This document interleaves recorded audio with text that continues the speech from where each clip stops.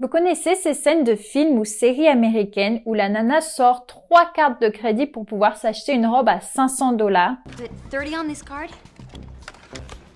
10 on that. 20 on that.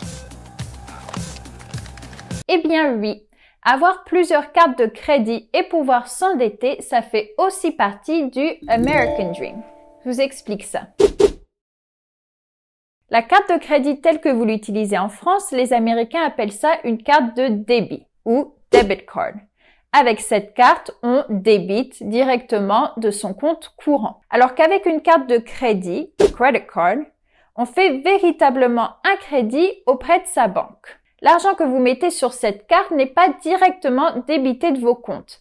Il faut payer le solde comme si vous payiez une facture ou une dette à la fin du mois. Sinon, attention aux intérêts. Et aux États-Unis, on utilise sa carte de crédit pour tout. Aller faire des courses, acheter du pain, des timbres, payer un resto, son dentiste, tout. Donc techniquement, on s'endette pour tout et n'importe quoi. La raison principale est ce petit concept américain qui peut soit vous faciliter la vie, soit la rendre encore plus difficile. Ça s'appelle le credit score. C'est un score qui détermine votre capacité à payer vos dettes. Il va de 300 à 850, plus on s'approche des 850, mieux c'est. Et il est très important car sans un bon score, il vous sera presque impossible d'acheter ou louer maison, appart, voiture ou d'obtenir des taux d'intérêt avantageux. Et ça, c'est quelque chose qui peut s'avérer compliqué quand on déménage aux États-Unis et qu'on n'a pas encore de credit score.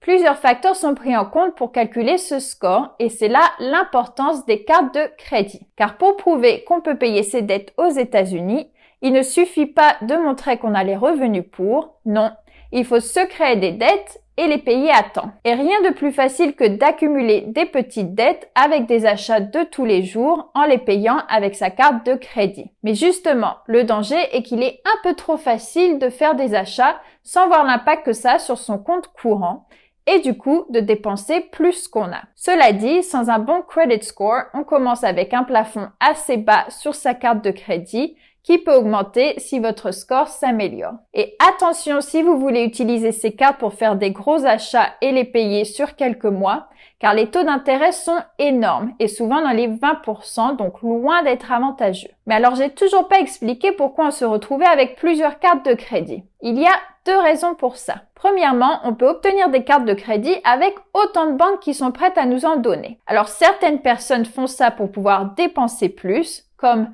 une robe à 500 $ qu'on n'a pas les moyens de s'acheter. Mais là, on prend le risque de vraiment s'endetter, ne pas pouvoir payer son solde à la fin du mois.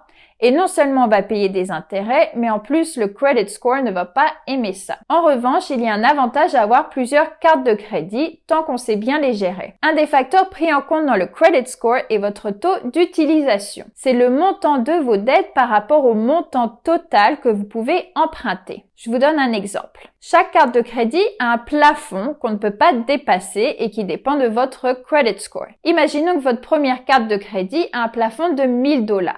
Sauf que 1000 $, ça va vite, donc vos dépenses sont toujours à la limite de votre plafond. Donc on peut considérer que vous avez un taux d'utilisation de presque 100% parce que vous dépensez toujours le montant maximal que vous pouvez emprunter. Mais au moins, tous les mois, vous payez la totalité de votre solde. Donc votre credit score s'améliore, mais doucement car votre taux d'utilisation est trop élevé. Du coup, vous prenez une carte de crédit avec une autre banque. Et disons qu'elle a le même plafond de 1000 $. Donc maintenant, vous avez la capacité d'emprunter un total de 2000 $. Et si vous continuez à dépenser seulement 1000 $, eh bien, votre taux d'utilisation a diminué de 50%. Tant que vous continuez à payer votre solde à temps et que vous gardez un taux d'utilisation bas, votre credit score va s'améliorer, ce qui va en retour permettre à votre plafond d'augmenter et donc votre capacité à emprunter. Et la deuxième raison est le fait que les cartes de fidélité ou d'abonnement aux États-Unis, ça n'existe pas. À la place, si vous voulez bénéficier de réductions dans les magasins, il faut payer avec leur carte de crédit. Donc, quand vous êtes à la caisse de Target et qu'on vous demande si vous voulez la carte du magasin pour bénéficier d'une réduction de 15%, attention, ce n'est pas une simple carte de fidélité, mais une autre carte de crédit. Ces cartes peuvent être avantageuses selon vos achats, à vous de voir. et elles peuvent également vous permettre d'améliorer votre capacité à emprunter et donc votre credit score. Mais attention encore une fois, car plus on a de cartes de crédit, plus c'est facile de trop dépenser ou d'oublier de payer une facture. Un petit conseil si ça vous arrive, n'hésitez pas à appeler la banque qui pardonne les premiers oublis si vous êtes capable de payer immédiatement. Et la plupart des comptes vous permettent de faire des virements automatiques à la fin du mois pour payer votre solde. Merci d'avoir regardé cette vidéo jusqu'au bout. J'espère vous avoir aidé à comprendre ce concept de credit card et credit score aux États-Unis. N'oubliez pas de me suivre et vous abonner à mes comptes et je vous dis à bientôt.